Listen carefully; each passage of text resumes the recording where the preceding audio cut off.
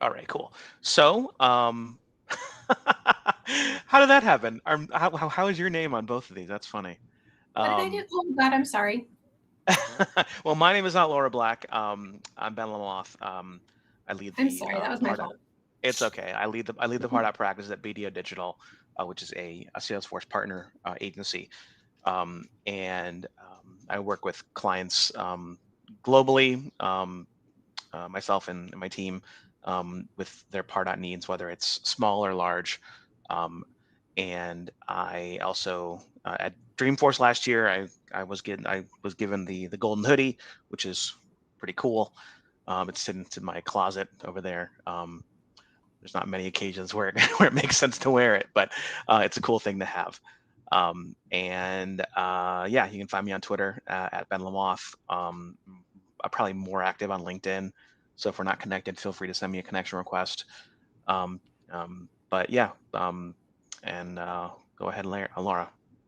Hey everyone, I'm Laura Black. Been around the Pardot world for a long time. I'm not a consultant anymore. I did about 2 years Pardot consulting, went back client side. I work for a company called League, but I've been working with Pardot since 2011 and been a Pardot user group leader since 2016, maybe, something like that.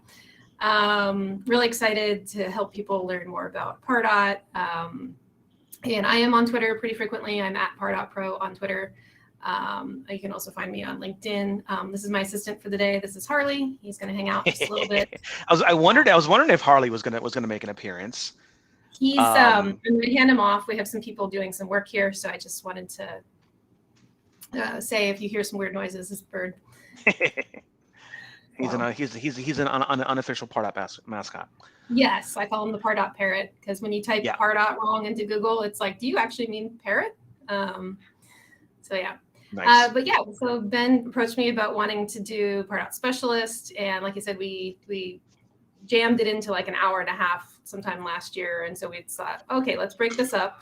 So Yeah, there's it was actually well intended, but like we at about like the I don't know the 45-minute mark, I'm just like, oh, we're like halfway through it, and we've got and so not much. enough We just time. like so I was telling people, I'm like, you need to get through this as quickly as possible. I felt really bad, so I was like, we need to do one that's more like Yeah. substantive, that gives people time to kind of hear the material and us to answer questions and so on. So So this is going to be broken up into 3 sessions. We're going to cover 2 pretty intensive topics each time and do Q and yeah, A's if we can. And I tend to be really heavy with my slides, so I'll probably zip through things. But the thing about Pardot is there's no dev org that you can really use, and a lot of people don't know how to navigate in Pardot unless they're a Pardot customer already. So I just did a lot of screenshots that are like, here's what I'm talking about, and here's where you would find it.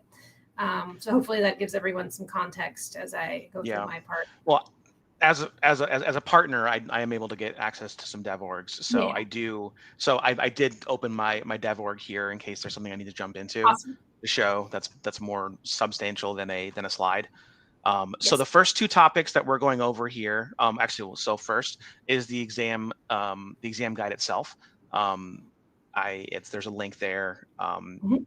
You can, So that'll well, I take guess you I'll, out to the page that tells you all about like here's trailheads to study, here's sections that it's gonna, what it is. It's 60 questions and all that good stuff. And so if anybody's new to Salesforce certifications, these guides are available for everything. And these sections that say the outline, they'll say that like out of 60 questions, 8% is weighted on this, and administration is 11%. And if you drop mm-hmm. those down, it'll tell you what to study. So this session 1, we're covering visitors and prospects and administration. And then we're going to dive into the other ones in future sessions. So Yeah, and when people, I mean, I've been frustrated by it too. It says 8%. The weighting of it is really can be very frustrating because it's not straightforward. It's not yeah. like, oh, I got 50 out of 100. I got 50% on the exam. No, that's not how it works. Yeah. These weighted values on the questions inform the weighted value in terms of the whole score. So like you So got this, yeah. one out So of the exam is like, five. Sorry, go yeah. ahead. Well, the exam is like 60 questions and you need, I think it's like a 72% to pass. And so out of 60 questions, 11% of the questions are about administration. Yeah. And so you need a pretty significant score, a number of correct questions to pass. This is So higher than it used to be. It didn't used to be it is. 72%. And oh, thank you, Mary, for dropping it in the link. So anyway, so it is a multiple choice question. It is $200 to take the exam. It's $100 for a retake. What some people don't realize is if you pass or fail, you get the stats about how well you did on each section. It won't tell you got 3 questions right, 2 questions wrong, but it'll tell you on administration, you got 50%, which means you got half the questions right. You know what I mean? Yeah. So it does help you understand what you need to study more for. So Mm-hmm. it is an intense exam. There's a lot of reading. But anyway, we're going to try and help you understand what to study and help you understand what's going to be on the test so you can take it, pass it. Tell us good Yeah. news on Twitter and LinkedIn. Mm-hmm. And I mean, something like because there's 2 exams. There's the specialist and the consultant. The difference between the 2 is that specialist, and Laura, correct me if I'm wrong, I know that you've been involved in the development of some of these the content. My understanding of it, it's been a while since I've taken the exam, is that the distinction is that specialist is more around, do you understand the functionality? Do you understand? Yeah. Can you give a distinction between an automation rule and a segmentation rule? Do you understand how prospect audit works? Do you understand how to create and map users? Those kinds of things. Consultant is much more situational. It's, company XYZ has this thing. Which of these 5 options would you recommend?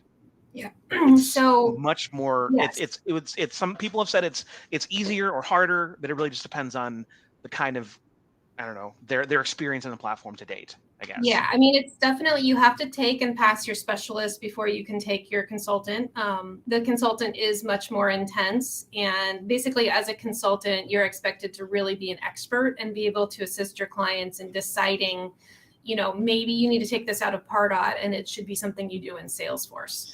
And it's much more heavy on the text. So the Pardot Specialist is much more, here's a short something that's happening. Which one would you as the admin go pick?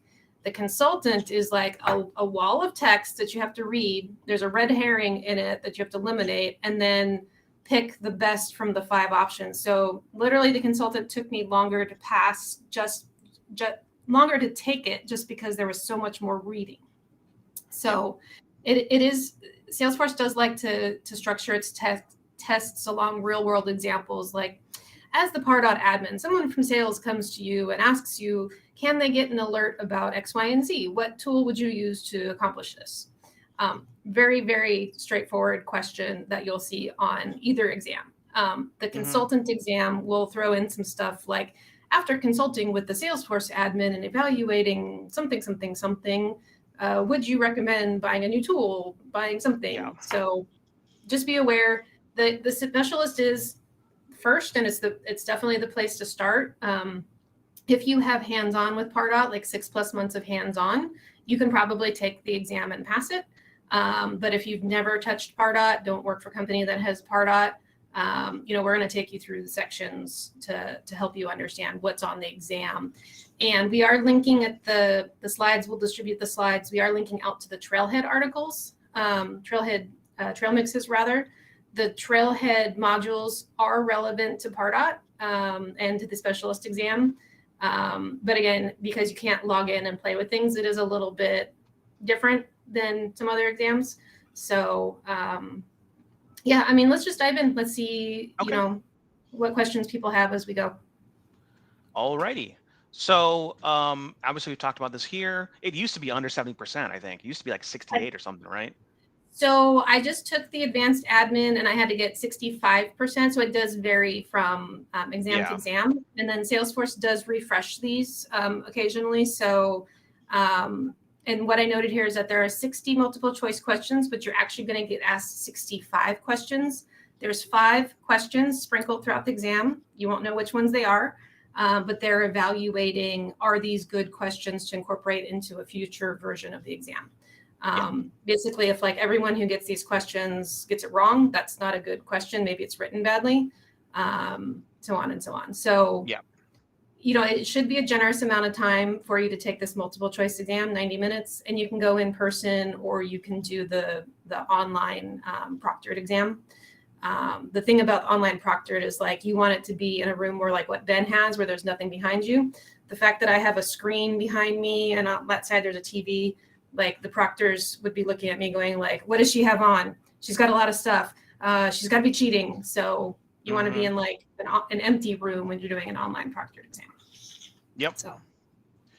All right. So the I'm not going to go into this because we've already kind of addressed that. So what we'll be talking about today is visitors and administration.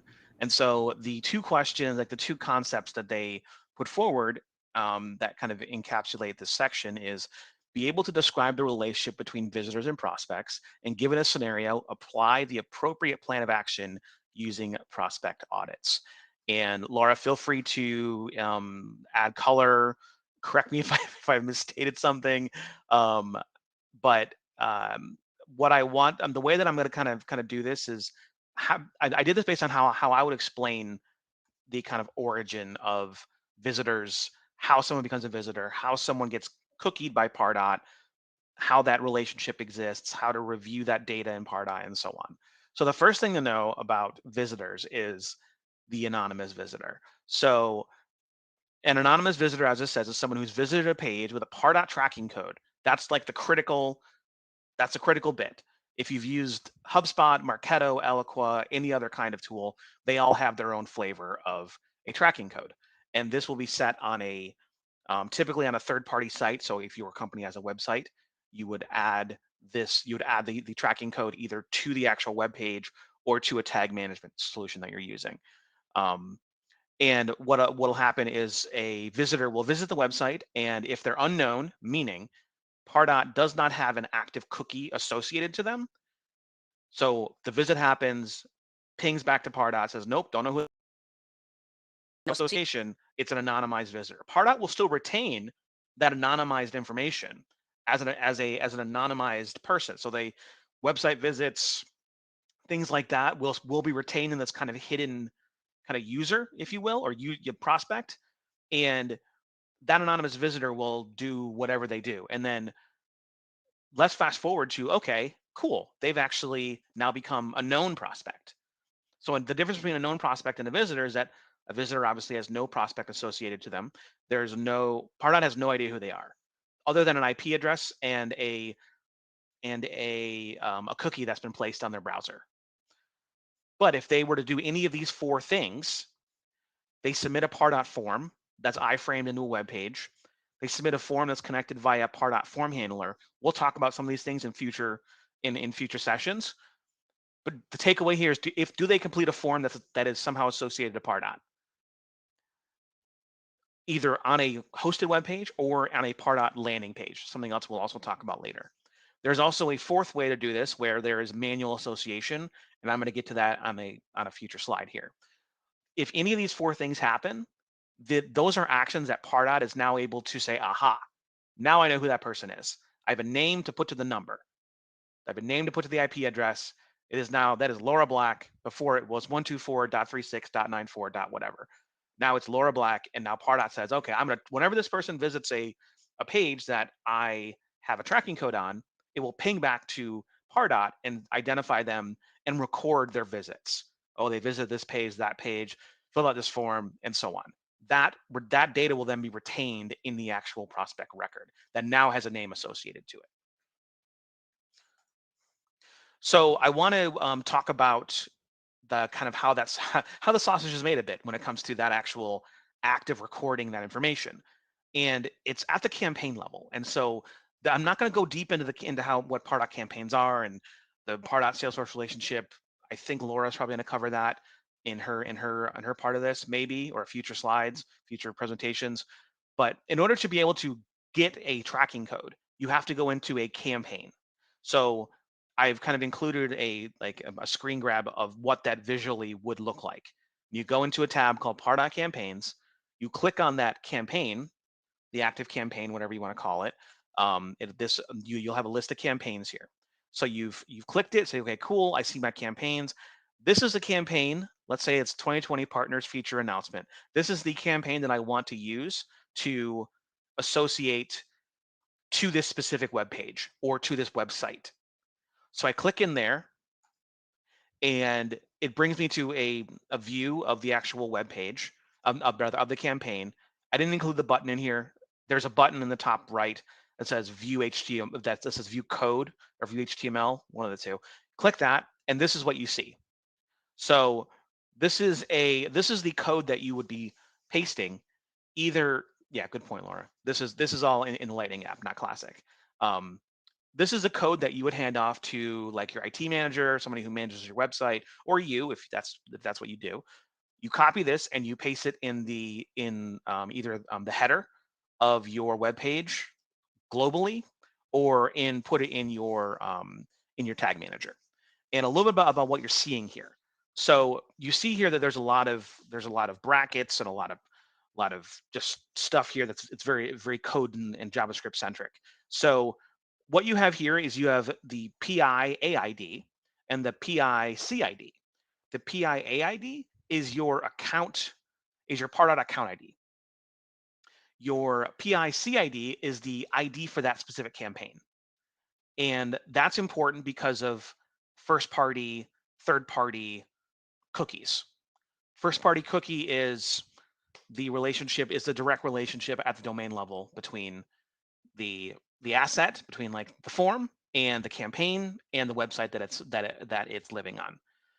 Third party is you're on Nike.com and you're served an ad from some store or some party cookie that's serving you, that's being used to serve you ads via this ad network. Third-party cookies are increasingly going out of fashion for privacy reasons and things like that. And so Pardot has released its version of first-party and all of the steps that are required to achieve that. The last part here is the PI hostname. The PI hostname is what I think Laura's going to cover a little bit in your tracker domain. This is the domain that would be, for example, if your company is like acme.com, it'd be like the host name here would be go.acme.com or www1.acme.com, something that relates back directly to your company's domain that should align with the domain that the code is sitting on, the website is sitting on. So the tracking code acme.com should sit on a web page that ends with acme.com, and your form URL, if you're hosting a form like through an iframe, that should also be at like acme.com. I realized that I went down a bit of a rabbit hole. That was a bit of a high level discussion, but when you're looking at this stuff, this is what you're going to see and this is what you're going to grab. You're going to take this out of the campaign and drop it into the website, either the website kind of the back end itself or through a tag manager. So now that you've grabbed this is what is going to set that cookie. This is what's going to trigger the cookieing. And the thing about how this works, and Laura, correct me if I'm wrong, this is something that I was like pretty sure I understood, and then I was like, wait a second, maybe that's not how it works. The cookieing that happens when an anonymous visitor visits a web page and is cookied using a tracking code from this campaign, the act of visiting is their first touch. And that sets the source campaign, because the source campaign is the campaign that is in use for that the tracking code came from.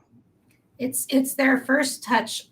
So let's say that you put out a social post on Twitter or something like that. And in that social post, you don't link right to your blog post. You use a Pardot custom redirect.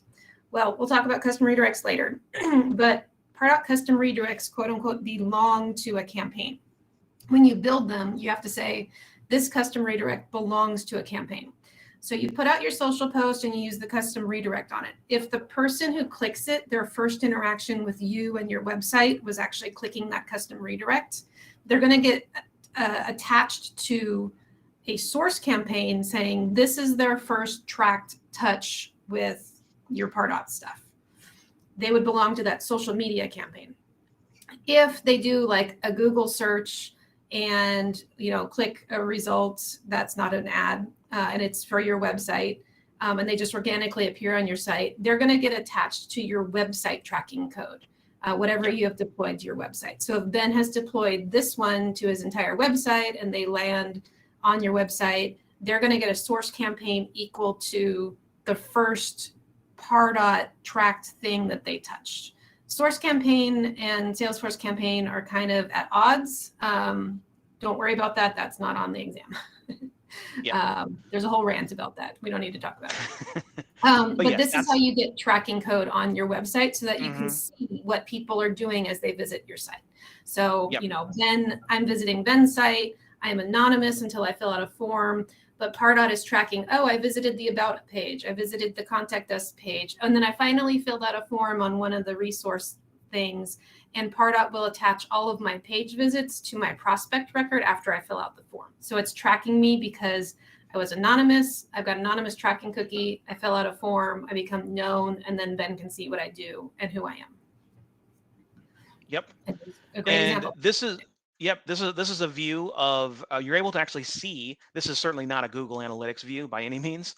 There is no analog to Google Analytics in Pardot.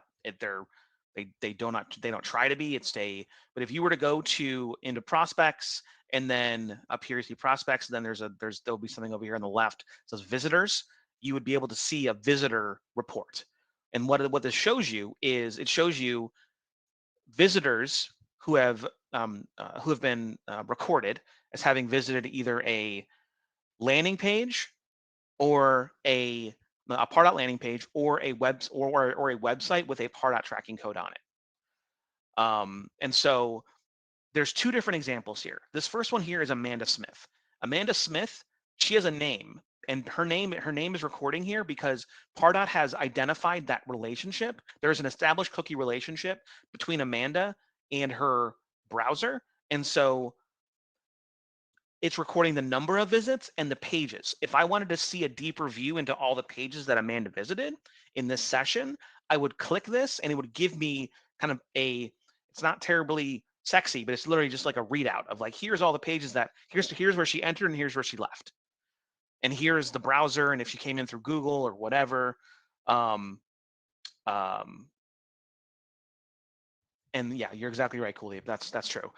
Whereas down here, we have this visitor who is considered anonymous, and it says create associate. So this person, their cookie relationship has not been established between their browser and Pardot. You can, if you know that who this person is, if you've done some backtracking and you're like, I know that this is Laura. It didn't associate or she didn't fill out a form or whatever, but I know this is Laura. You can click create associate and either associate her to an existing, or you can create a prospect and set that alignment to happen. And that's now telling Pardot, okay, this is Laura. So whenever anybody associated this cookie should now be tagged to Laura, and all of her visit data will appear here in her prospect record. You were able to do some filtering here around active visitors, identified visitors. You can search by campaign. This kind of goes back to that tracking code I was telling you about, where if you've got a specific tracking code for a specific campaign or a landing page and you want to only see that view for that specific campaign, you can see that here. You can also filter by different date ranges, like today, yesterday, last week, this week, last year, this year, custom, and you can view by either first page view or last page view. All these things together will give you this view. There are some charts up here that'll give you kind of it's not terribly useful, I don't think. It's not great, but it's kind of just a view of kind of like it's like a table of here's over time, here's who's visited and here's from what company. But this is a way to view it. Something else I want to talk about is the concept of an active prospect. So when someone visits a web page, there are only a handful of actions that will that will tell Pardot this person is active. And one of them is visiting a web page that has a tracking code on it. If that visit's been recorded, then that sends a message to Pardot, this person should now be considered active because they're now engaging with our cookied assets in some way.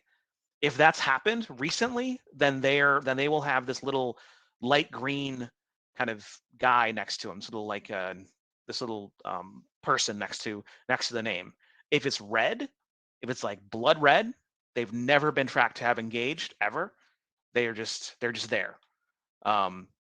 There is a third option where they are bright, or where they are dark green, and dark green means that they've been active. And then I think what I read was like the last 20 minutes, 20 or 30 minutes, that it's very recent. So something that they did happen very recently. But this is a way that Pardot shows you that level of engagement, that level of activity at the individual record level. So you can see, so when you're going through your prospects and you see these different colors, if someone is suddenly dark green, that means that they're either on your website now or they were there in the last 20 minutes typically. Amy, this is probably the issue with being on the ultra wide, is because when it's on the ultra wide, it's the smaller screen, it kind of like zooms it. So I apologize. I can maybe make this a little. Is that any better? I don't know if that's any better. I kind of just shrunk down the screen a bit. Back up. Whoopsie. So yeah, I don't know why all my images just went fuzzy. That's weird. I'm just gonna come back out again because that's. I'm sorry. I apologize. That's causing a problem there. So what was the question? So red means that they've never been active. They're in your database, but they've never been recorded as having clicked the link, visited a cookied web page, filled out a form, done anything. Email opens don't count as an activity. It's considered kind of a passive action. It's an actual, like, they click the thing to like take them somewhere on your assets, on your web page or whatever. Yes, Rex, I definitely agree, and that's an interesting observation. I'll certainly can funnel that back to the product team at Pardot and let them know that it's a accessibility issue. So thanks for bringing that up. So the next thing I want to show you here is this prospect data, like kind of like showing you an example of what this source campaign versus conversion point and activity, anonymized activity until conversion looks like in a prospect record. So what we have here, and the first thing here is the source campaign. This is one of my dev orgs, so I just literally just filled with a bunch of gobbledygook data. So aggregate mission critical action items don't mean anything. It's just like a bunch of strung together words. But this is a track. This would be a tracking code. So if I were to have the code on a web page, I could, and this person, Amanda Smith, visited this web page, let's say via Google. We've got these we've got web page visits here, you see, and everything here just says view, visit, view, visit, view, visit. Nothing here says success until April 25th. Up until this point, Amanda on her with her anonymized visitor record and her IP is just visiting stuff, and Pardot saying, okay, all right, following, got it, watching and waiting, and then boom, they fill out a form that pushes back that data back to Pardot. Now Pardot can say, all right, you're now Amanda Smith. I get that. You gave me that information. I can now put a name to the IP address, and I can actually create a prospect record now. So because of that, now you have this prospect record and all of this previous engagement data. And because of that, you've also now got a conversion point. This means this is the conversion point is the point where they converted from a unknown visitor to a known prospect. That's critical. Conversion point and conversion date. Your conversion point is the point at which, if you want a way to remember it, the point at which you became a known prospect. The conversion date is the date and time at which you became a known prospect. So this is kind of how that views. This is kind of the view of what that would look like in an actual prospect record. One thing I'll add is it's totally normal for a prospect to have a different source campaign than their conversion point. And that's because, like I said before, their source campaign maps to how did they first come, like what was the first thing that they engaged with that brought them to your site, the first Pardot track thing.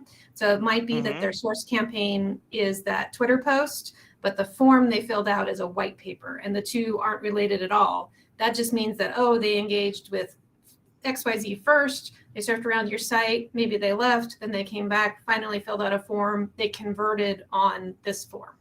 So totally normal if they are not the same thing. Yep. And this is just that kind of cookie relationship. And this is people get frustrated by this because they're like, the source campaign, why is the source campaign not the form? And it's I'd just say how to new people, don't waste much time worrying about source campaign. It's literally just a first touch point, and it might not even be their true first touch point if you didn't start using Pardot and Salesforce at the exact same time, which most of us haven't.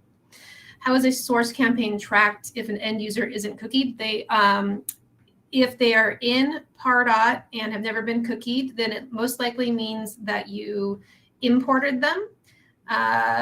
And when you're doing an import in Pardot, you're asked, what is the source campaign of this import? And you would pick a campaign there.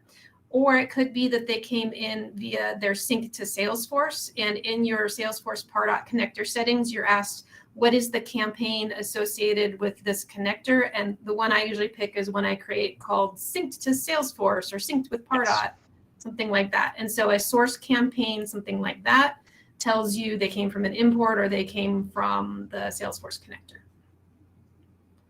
Yeah, so this is I realize that we're definitely blowing through time here, but yeah, that's a good example. That's exactly they're exactly right. So when you go into import, you're going to ask to create via either like your CSV, and then at that point you're going to say, okay, what campaign is this person associated to?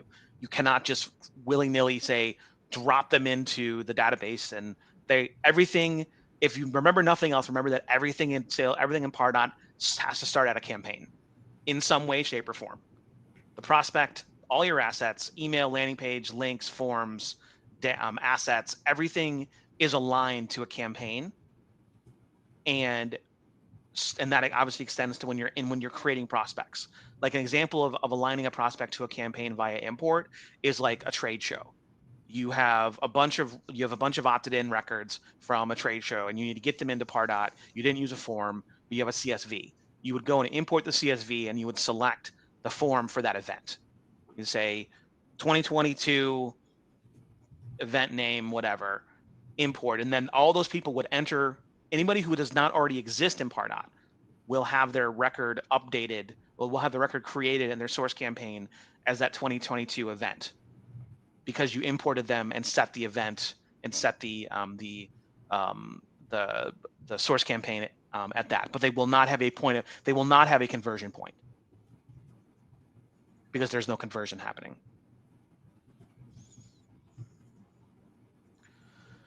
Last thing I want to show in here is the visitor audit. Visitor audit is super important, and it's also very valuable. So whenever you go to a prospect record that's converted, you can click on this tab called Audits. And what the audit will do is, this is a running list of everything that's happened with that prospect since the point of its creation, since the point of conversion. So what you have here is you have source, and sometimes it'll say source, sometimes it'll say CRM, sometimes it'll say automation.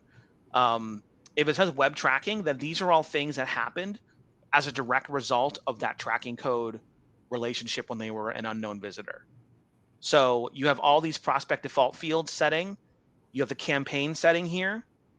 You have the seed of here, prospect created - form submission, converted from visitor. So this is that IP that was converted via this form, and became Amanda Smith.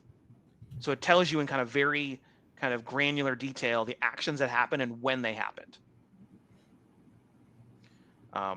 There's more information down at the bottom, but I didn't include that because that's not necessarily relevant to the visitor part of this.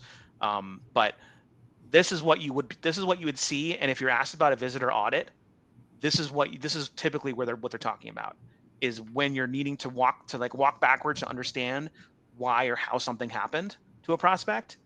The audits is typically the first place that I go. is when did this happen?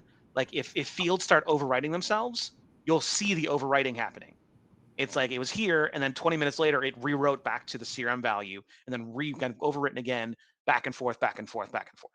The audits are going to have all that detail and more, really. But when it comes to using for visitors and prospects, that initial conversion point is going to tell you, like the visitor audit is going to tell you what was changed, when it was changed, how the association happened, and the source of all those changes. And there are a few links in here that will be on the presentation that will be shared out. Some more deep dive views into prospects and cookies. There's also a great article on Automation Champion about the differences between visitors and prospects. His article goes into a lot of detail, so I'd recommend it. And you can obviously get it when you, yeah, Rex, you're exactly right. Visitor audits is very similar to Salesforce field tracking. So you'll be able to visit all those web pages once you get the link for the presentation. And now it is on to Laura. No pressure, no pressure. Let me share my screen. I want to share this one. We will probably run a little bit long just because we had that kind of intro about who and what and where and when. So if you're not able to stay, that's okay. We're going to be sending out the recording. But yeah, just because we had that long intro. We won't have that same long intro for the second session. We'll do better. See my screen okay? Yes. I'm showing the administration. So this is when you look at the Pardot exam guide, it's telling you 11% of your questions are going to be based on illustrate how to create, edit, and map fields, explain the relationship between Pardot and Salesforce, describe the capabilities of the Pardot recycle bin. Like these are the big concepts that they want us to know as we go into the exam.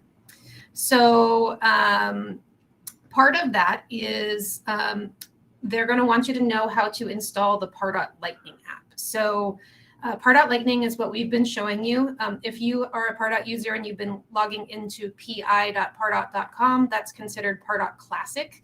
The Pardot Lightning app is the app inside Salesforce where you can pick from the switcher, the little hamburger type icon in the top left corner of Salesforce that lets you pick between apps. You can switch to the Pardot Lightning app and you can see the screens Ben and I are sharing.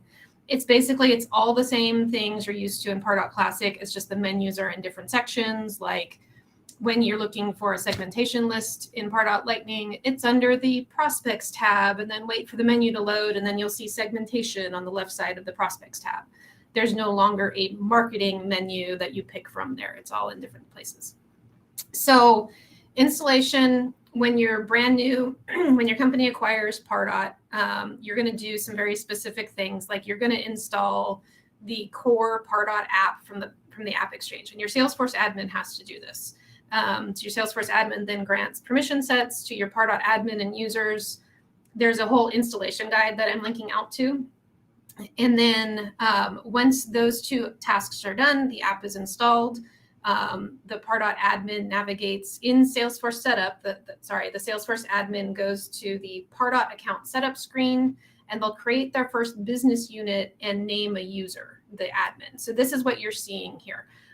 So in Salesforce setup, you go to the Pardot account setup page, you name your business unit, and every Pardot instance is considered a business unit now. If you come by the additional more expensive Pardot versions that have additional business units, you'll see the option to add new business units. You can add more than one. But to set it up, you'll name it. I named mine PardotPro because that's me. Your business unit ID gets established, and then you have to name the admin. And I named myself. The admin that's named here is not a big deal. If you need to change it later, you can't, but it doesn't matter. Even if the person leaves the company, doesn't matter. This for setup, like literally the Pardot admin goes and clicks a couple buttons, and then this business unit admin is never used again. So don't worry about it too much. The Salesforce admin can name themselves if they want to. So one of the things to know about setting everything up is new Pardot accounts are on what's considered the V2 connector. If you have an older Pardot accounts and you're on the V1 connector, you can upgrade to the V2 connector, but you can't go backwards. The V2 connector is the better way to go about it, in my opinion. Some people differ. But the V2 connector ties your Pardot account to a single Salesforce account. You can't switch your Pardot account, like your company is abandoning this Salesforce org because it's a mess and they're getting a whole new one starting from scratch. Yes, I've totally heard this. You can't move your Pardot account from one Salesforce org to another on V2. So just keep that in mind. But you get more benefits from the V2 connector than you do negatives. So definitely, I think it's worth doing. V2 connector is basically always on, but it's in paused mode, and you have to unpause it to sync. And important note is that when it's in paused mode, things in the background are continuing to sync. So your Pardot users, your Salesforce campaigns, your other metadata continues to sync with Salesforce, but prospects and prospect fields do not sync while in pause mode. You can, however, manually sync them if you need to, but that's a good gotcha. You probably won't encounter a question about it on the exam, but it's an important detail that does catch Pardot admins. So this is what the connector looks like more or less. In Pardot Lightning, you go to Pardot settings, and then you go to the connectors section. Here, the connector is in paused mode. You can see that the username is something very ugly. This is what I mean by it's tied to your org ID. That like number and letter thing at the end of it, that's my org ID for Salesforce. So I'm going to go turn some settings on in the connector. So I'm going to access the connector and hit edit settings. And then this is the first tab that I'm on, these connector settings. And you can see there's some additional tabs across the top for user sync, marketing data sharing, and campaigns. We're just going to take a quick look at this. You can see that there's some check boxes. You can see that there's this choose campaign option that I mentioned earlier, where I say that my connection between Pardot and Salesforce is via the connector, and that there's a campaign named. This is where I name that campaign. And so leads and contacts were created in Salesforce and synced down to Pardot come through the connector, and they inherit this campaign that I've set here. This is their source campaign. And then there's some other options for email logging and email notifications that you can drop down and take a look at what's there. Before you turn on your connector, something that you need to determine is, should all of your Salesforce data sync from Salesforce to Pardot, yes or no? And in some companies, they're very strict about well, we bought a subsidiary and this data should not be seen by these employees, or for whatever reason. If you need something like that, you need to set up what's called marketing data sharing. And it's very specifically, you need to set it up, or you should set it up before you unpause your connector for the first time.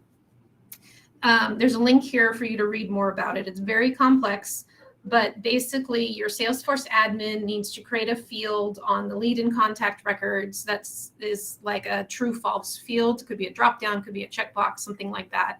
You need to use a formula to fill it. And basically, if you don't want it to sync, Salesforce needs to toggle that field in a certain way. And then the marketing data sharing settings detects that setting and determines if it should sync to this Pardot business unit or not. And if you have multiple business units, you'll need multiple fields, one for each business unit. And they all need to do basically the same thing. Ben LaMothe should not sync to my business unit 1. Therefore, the field in Salesforce says this. It should sync to business unit 2, but not to business unit 3. So I have 3 separate fields saying either true or false. To get to marketing data sharing, that's that tab across the top of the connector, and you'll configure this on the lead, contact, and opportunity objects. And when you click this little edit button on the right side, you'll see this pop up, and it's out of the box set to use default connector settings, which is everything syncs. To restrict what syncs, you need to choose use explicit criteria. You'll pick the field, and then the operator being equals and the value. So for example, current generators equals true, that will be syncing. Does it sync, yes or no? And that's where I'm saying you need a Salesforce field that is toggled to say this is shared with Pardot and it is shared with this Pardot business unit, yes or no.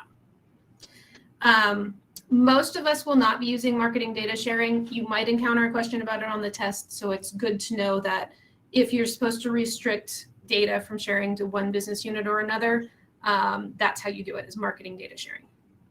Most of us will have this setting here checked that I'm outlining. It says automatically create prospects in Pardot if they're created as a lead or contact in Salesforce. Here's a zoom into that. This is an optional setting, but I recommend it. Basically, it's, Salesforce doesn't get populated with leads and contacts only by marketing. Sales team is connecting with people all over the place, and they're creating a lead or a contact because they're following up with somebody. We still want those people to show up in Pardot, right? So this setting, when you check it and you save the connector and turn the connector on, this setting says from this point in time forward, every lead and contact comes into Pardot as a prospect. It does absolutely nothing for leads and contacts who were created before this date. To get those people into Pardot, you need to do what's called the historical sync, where you pull an export from Salesforce of your leads and an export from Salesforce of your contacts and import them into Pardot. All you need is their email address and their CRM ID. Import those two lists, one of leads, one of contacts, into Salesforce, into Pardot, and Pardot will create the mapping and be like, hey, here's all these prospects matching your leads and contacts. That'll get you everybody in your Pardot instance, not just from this point in time forward, but all of your historical leads and contacts too. So when you have all that set up, we're going to unpause the connector, and that means sync begins. So here's, again, in writing what I just said. After you unpause the connector, leads and contacts created after this time will sync to Pardot. One thing to note is if you pause the connector, as I noted before, leads and contacts are not synced while the connector is paused. So leads and contacts will not be created or synced while the connector is paused. So if you have some sort of data discrepancy, you need to divorce Pardot and Salesforce for a little bit. Any leads, contacts created while the connector's in that pause state will not be created. They will not be updated. You might have some sync issues when you connect them back up again. So when you are ready to turn your connector on, or if you've paused it for whatever reason, just come back to this connectors page. Now you're going to hit this resume sync button, and you see this nice green message. Things have been started. You see this checkbox in the green in the middle that says status is good to go. I'm zooming. Sorry, I promise I can take questions later. I can't see any questions with my screen share the way it is, but I'm just going to move on. So one thing that you definitely want to do, and that I'd recommend doing before you do any Pardot historical importing, is you want to set up your Pardot fields and map them to Salesforce. So Pardot comes out of the box mapped with a lot of fields like first name, last name, email address, email opt-out, job title, country. A lot of those things are already mapped, and you can see the list on this link that I had. But marketing is going to want a number of custom fields from Salesforce to show up in Pardot. And those might be fields that you're going to use to determine your segmentation for marketing outreach, things like that. You want to set those up in Pardot. And in Pardot, you find them under Pardot settings. You go to this menu on the left that says object and field configuration. You have account fields, opportunity fields, prospect fields. You also have custom objects if you bought that version that includes custom objects. I'm only going to talk about prospect fields because the process for account and opportunity is very similar. But prospect fields, basically the screen that we're looking at shows you at the bottom the default fields.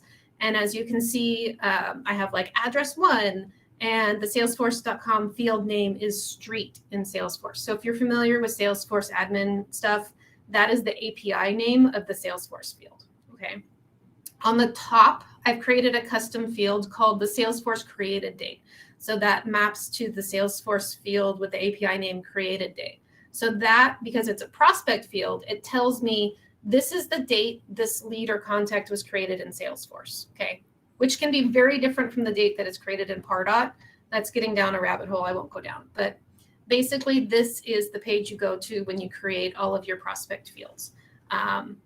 When you create a custom field or you edit a field that's mapped to Salesforce, When you save the field and there's a Salesforce field synced to it, you're going to get a pop-up that says, do you want to sync all of your prospects? This is how many prospects will be affected. Usually you want to say yes on that screen. The exception will be if you're making like 10 custom fields. Say no until you go to like your final field and then sync everything down. But basically, when you create a Pardot field, it's created in a vacuum. Yes, you're syncing it to Salesforce, but just creating a Pardot field does not automatically force Pardot to sync everything down. It's not until you force the sync that Pardot goes out and pulls everything down from Salesforce. So field mapping has another part when you're doing your Pardot implementation. This is also good to check if things aren't quite syncing the way you think they should be.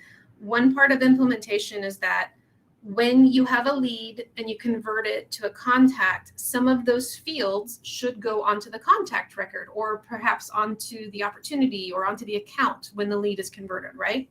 So for example, stuff like the job title should go onto the job title field in Salesforce. That stuff is already set up in Salesforce, but installing the Pardot app created some Pardot only fields. You want to make sure those fields are also mapped from the lead to the contact record. So in Salesforce, you're going to go to Salesforce Setup. You're going to go to the Object Manager. You're going to go to Leads because we're dealing with what happens with lead fields when they get converted. You're going to go to Fields and Relationships. And then on this page in the top right, it's Map Lead Fields. And you see a screen like this. And here I'm looking at what happens to these fields when it's converted. I want these fields to go onto the contact object. And your company may set things up in different ways, but this is how I generally set them up. So one of the Pardot fields that is it's created with the app install is this custom field for the Google Analytics UTM campaign, UTM content, UTM medium, etc. I want those lead fields to show up on the contact field when I convert from lead to contact. So just go through this page and make sure your field mapping is set up. And then the next big part before you're really ready to start using is domain management. So this is a section in Pardot under settings. It's called domain management. I'll show you this screen in a second. The first part of it is setting up your email domain authentication. So one of the biggest parts of Pardot is I'm going to be sending emails, right? And we've all seen phishing emails come into our inboxes. It looks like it's from Amazon, but when you look closer, it's actually from some random like AOL account or something like that, right? So you don't want to look like that. You don't want to look like a spammer. So you want to set up email authentication. It basically says, when you send an email, the recipient's like, hey, wait a minute. This email doesn't say it's coming from PardotPro unless I set up email domain authentication. So we want to pass off the handshake that says, yeah, this email is coming from Pardot, but it's approved by PardotPro, so accept it as legitimate because I'm passing information. So there's two parts to email authentication, and you're going to need to pull in your website IT team. But basically, you go up to Pardot settings. On the left menu, you go to domain management. The top half of the screen is about your email sending domains. You're going to add a new domain. And here I've added my PardotPro.com domain, but I haven't set up any of my authentication. So you see these red exclamation point icons. Those are bad. You don't want those. You will work with your IT department to set up SPF records and to set up DKIM and domain. So DKIM is domain key identification. I forget what the M stands for, but I think it's management. But you're going to set up DKIM and DKIM policy and SPF. And when you have all of those set up, you'll click the middle icon that says, the middle text link that says check DNS entries, and they'll all turn green. Okay, you want them to be green. That means that you are sending authenticated email from Pardot. That's a good thing. Here, I moved some stuff around. Sorry, that slide's supposed to go somewhere else. I might have to zoom back to it. We'll fix that before we distribute the slides. Yeah, okay, I put things in the wrong spot, so sorry. So the second part of the domain management page is the tracker domain. with the tracker domain, every email that you send out of Pardot is going to include links that say like, click here to get your whatever, right? Well, out of the box, Pardot is going to rewrite and encode that link in an email. And it's going to say, this link was sent to Ben, this link was sent to Laura, this link was sent to Rex. And it's going to know that when somebody clicks this link, it was sent specifically to me and I'm the one who clicked it. It wasn't Ben, it wasn't Rex, it wasn't anyone else. Out of the box, that URL that Pardot rewrites and encodes says go.pardot.com and then some long, ugly string of stuff. Looks totally fake, right? So if I'm sending an email, I don't want it to do that. I want it to say go.pardotpro.com. That's my tracker domain.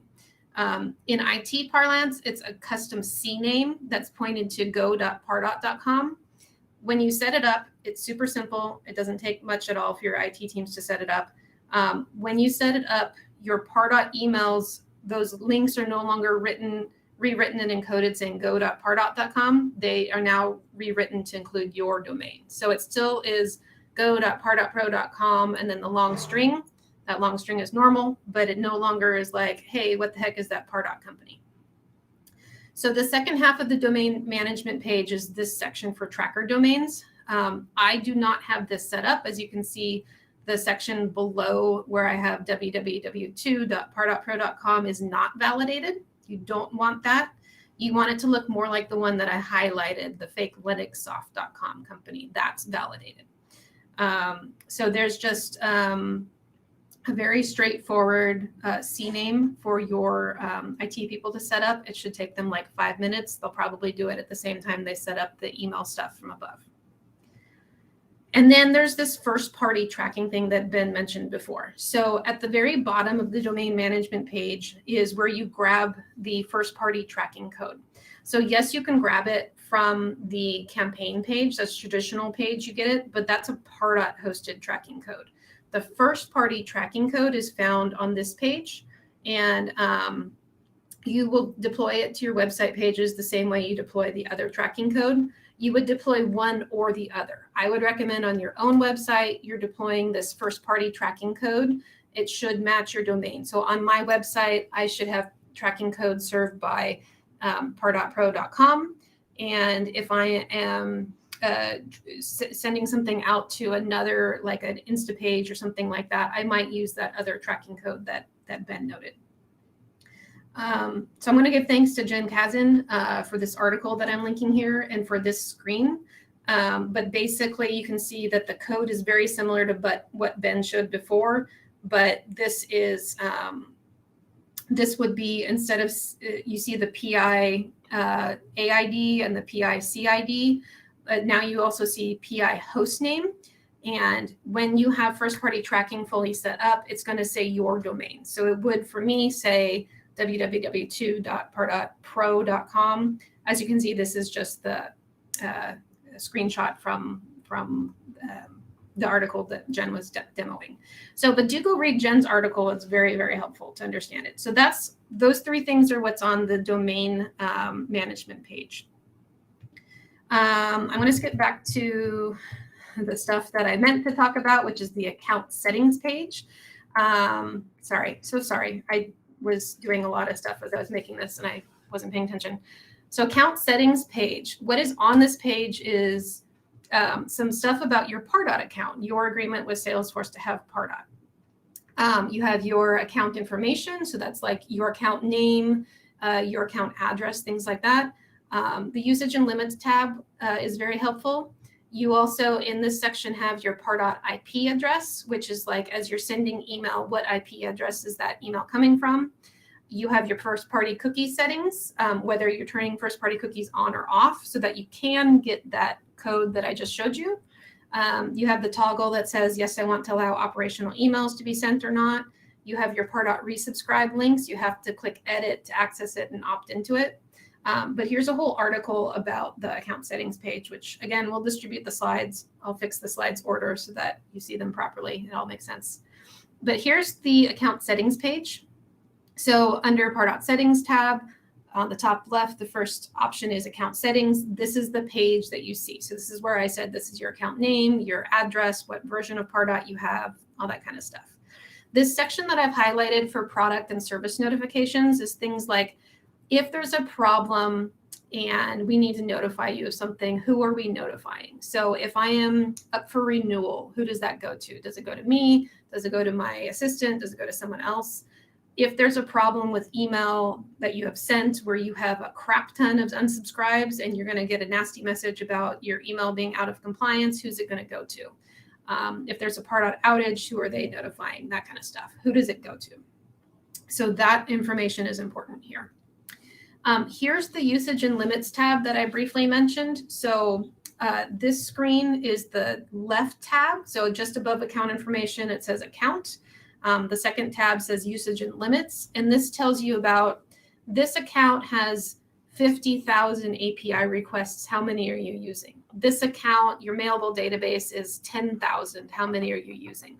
These bars will show like red if you're getting close to your mailable prospects and things like that. So this is, how much of what are you allotted and how much are you using? So this is a good place to know what you have and what you don't have. So for example, near the bottom, you can see you have a number of files being unlimited, but your limit is actually 100 megabytes. I think that's wrong, but I'm just rounding. But you can see how much of your file storage you're using. I zipped through this because it was out of order. Okay, last thing that the certifications section wanted us to talk about was the Pardot recycle bin. And this is important because when you say delete a lead or a contact from Salesforce and it is synced to a Pardot prospect, Pardot automatically sends those prospects to the Pardot recycle bin. Once they're in the recycle bin, you can choose to permanently delete them. So we're going to look at the screen and see what it looks like, things like that. So in Pardot settings, if you go to the recycle bin, so again, Pardot settings tab, scroll down, go to the recycle bin, and you have like everything that you make in Pardot has a spot in the recycle bin. There's automation rules. Once you delete an automation rule, it's never really deleted. You could restore it from the recycle bin if you wanted to. So scroll down to the bottom and find prospects. And then this is what it looks like when you're into the prospects. So for example, I'm looking at, I deleted these 2 prospects. I can do stuff with them, like I can check the box and choose at the bottom to permanently delete them, or I could choose to restore from the recycle bin. So something to know about the recycle bin is that prospects in the recycle bin can come out of the recycle bin, and your exam wants you to know how can they come out of the recycle bin. So the most common way that prospects come out of the recycle bin is probably when you as the Pardot admin are doing an import into Pardot. Like you have I want to send this email and it needs to go to these people. If some of those people are in the recycle bin, the easiest way to restore them is do an import with that email address. And during the import wizard, one of the options is restore deleted prospects from the recycle bin. So that will pull people out of the recycle bin. So that's you as a Pardot admin restoring them. Pardot prospects can restore themselves from the recycle bin. So if my prospect@gmail.com fake person is in the recycle bin, and then they go to my website and they fill out a Pardot form on my website, that action that the Pardot prospect took themselves can restore them from the recycle bin. So these are things that you want to know about. How do people end up in the recycle bin, and how can people get restored, and how to permanently delete them. And then Pardot users. So this wasn't necessarily part of the outline of the exam, but I wanted to talk about your Pardot users. So generally your Pardot users are created from Salesforce users. So I'm the Pardot admin, I have a Salesforce user, and I also have a matching Pardot user attached to my Salesforce user. Pardot has a feature called Pardot User Sync that enables this discussion between Salesforce and Pardot about who is automatically created with Pardot access and who isn't. But basically this screen here, so back in the connector, so again, Pardot settings, being back in the connector, I clicked edit on the connector, and now I'm on the tab that says User Sync. this is the left-hand column is the Salesforce profile. So perhaps I don't want to give the authenticated website profile any access to Pardot at all. Maybe there's 2 people who need that for another tool. I can change the right-hand column here to be none, and they don't get any access to Pardot. But maybe I want the contract manager who works with the sales team to have access to Pardot, but only access to the records that they own in Salesforce, and that's the sales role in Pardot. So this is how you map your Salesforce users to automatically become Pardot users and grant them access.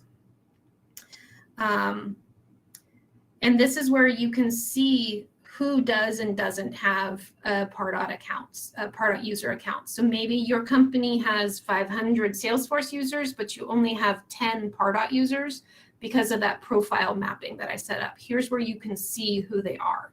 And they really should have different CRM usernames, which is usually an email address, but not always.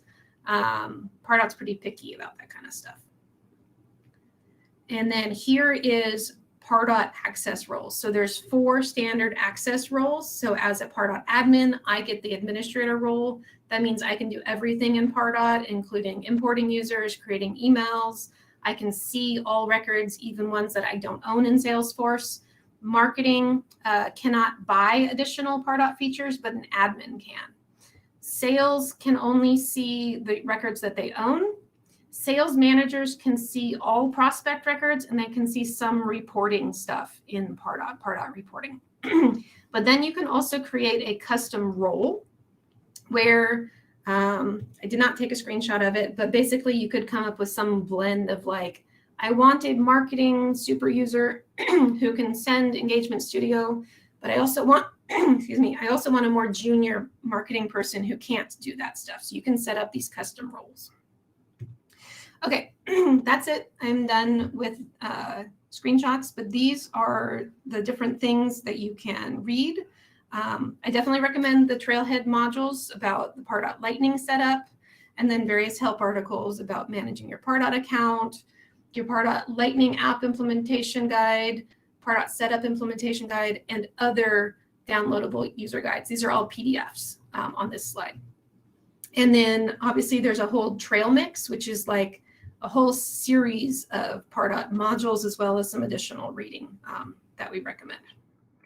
And that is all of the fun things. I will go back and see if there was any, sorry, I zoomed through all of that without stopping. Thank you, Laura, and that was awesome. Next time it won't be as rushed because we're not going to have that intro, that 15 minutes of intro. Yeah, I've been kind of keeping an eye on the questions. Natalie asked a question, but I don't know what she was in reference to. Is this true in Lightning but not Classic? And then Sylvia asked about admin. If you can do the same thing in Pardot as what you can do in Salesforce, you're like log in as user. Okay. Pardot admins cannot log in as other Pardot users. No, there's no reason to really. So no, you can't do that. You can have an unlimited number of Pardot users, but Pardot users need to be able to sign into Pardot via SSO. So I mentioned Pardot Classic. There is pi.pardot.com. You can use what is called a Salesforce identity license to grant them SSO login to Pardot Classic. You do not grant them access to Pardot Lightning with an identity license. It's a very, very limited license. To actually be able to see the screens that Ben and I are showing in Pardot Lightning, and in order to switch between multiple business units, you need to use Lightning. You will need to have a full Salesforce license for those users.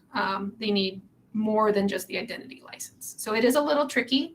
But if, for example, you work with a website person who is like coding the design of some iframe forms for you, they only need access to Pardot for that. They don't need a full Salesforce login. You can grant them one of those identity licenses, and they can log into Pardot Classic, and it won't cost you anything. It won't cost them a Salesforce user license. I'm not sure about is it the same between Classic and Lightning? So all of the menu options are available in both tools, but they're just in very different places. I hope that answers the question. What else we got? What do you do to test on behalf of a user? Not sure if it makes sense. Yeah, you don't need to test on behalf of another user. So Ben and I as admins can see the same things and do the same things. You don't have the granular permission sets that you necessarily have in Salesforce. So in Salesforce, you can do stuff like this type of user can never move a deal backwards, but a more senior user can move a deal backwards if they need to.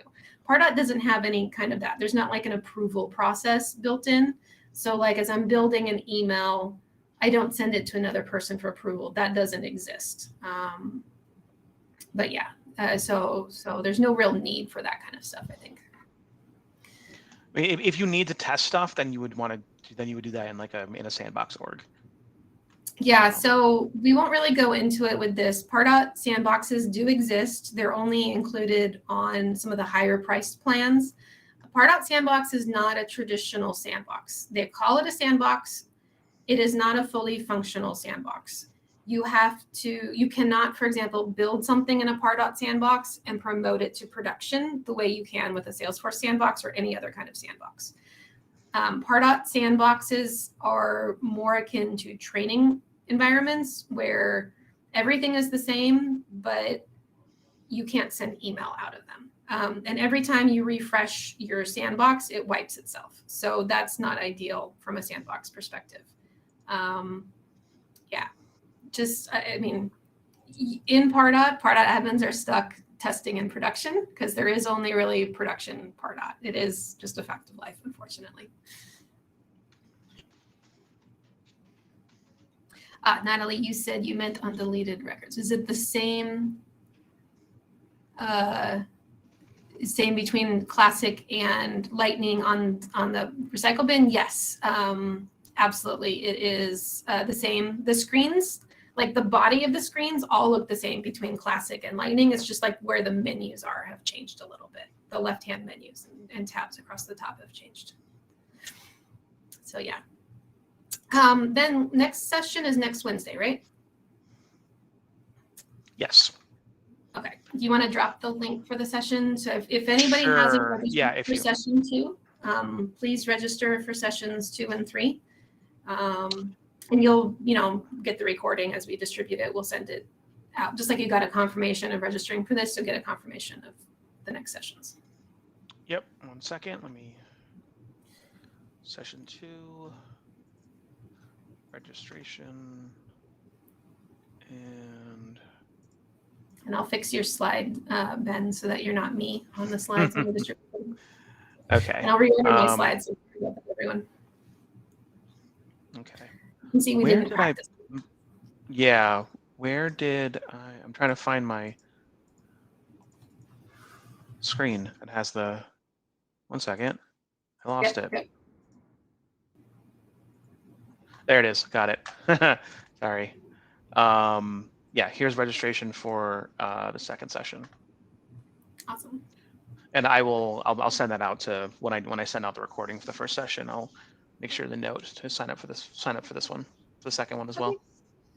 So everyone, I think we're going to wrap since we don't have questions coming in, but do reach out to us on Twitter or LinkedIn. We're happy to, help you out and come with more questions. Like, don't be afraid. Yeah, absolutely. Happy to help. All right. Well, thank you guys for joining. And yeah, we will see you this time next week. Yeah. Thank you. See you then, everyone. Bye. Bye.